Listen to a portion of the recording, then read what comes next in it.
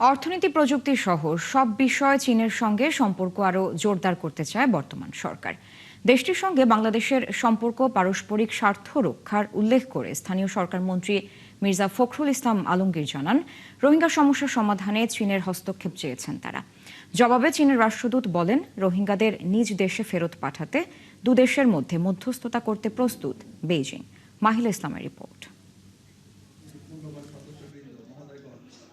সম্প্রতি প্রধানমন্ত্রী তারেক রহমানের চীন সফরের উপর ভিত্তি করে বাংলাদেশ ও চীনের বন্ধুত্ব, কৌশলগত অংশীদারিত্ব ও বহুমাত্রিক সম্পর্ক তাৎপর্যপূর্ণ করতে এই অনুষ্ঠানের আয়োজন করে বাংলাদেশ চীন মৈত্রী সমিতি।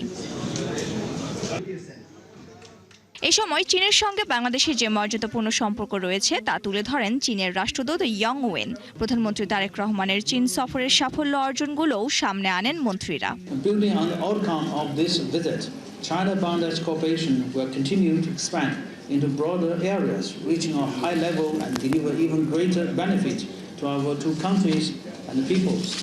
Definitely, here I also want to stress the Prime Minister's visit to China opens a new chapter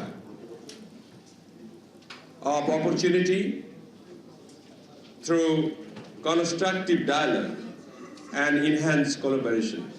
বিশেষ করে আমাদের বাণিজ্য পরিপূর্ণভাবেই চীন নির্ভর হয়ে পড়েছে এবং সে কারণে আমরা চীনকে আমাদের অর্থনৈতিক এবং বাণিজ্যের প্রেক্ষাপটেই যেমন বাধ্যবাধকতা আছে বন্ধুত্ব তৈরি করার, তেমনি আমাদের মধ্যে আন্তরিক আগ্রহ আছে।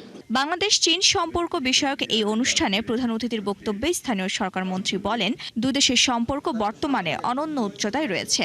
এটি বাস্তব দেখতে চায় বাংলাদেশ। সম্পর্কটা হচ্ছে আমাদের পারস্পরিক যে স্বার্থ, সেই স্বার্থ রক্ষার লাভটুকু যদি আমরা নিতে পারি, তাহলে আমরা কিছুটা এগিয়ে যেতে পারি। মির্জা ফখরুল বলেন, ভৌগোলিক অবস্থানগত কারণে অর্থনীতি সহ সব বিষয়ে প্রতিবেশী দেশটির সঙ্গে সম্পর্ক আরও শক্ত করতে চায় বর্তমান সরকার। আমাদের সঙ্গে এখন চীনের সম্পর্কটা দুই দিক থেকে হচ্ছে, রাষ্ট্রীয় পর্যায়ে আছে আর বেসরকারি পর্যায়ে আছে।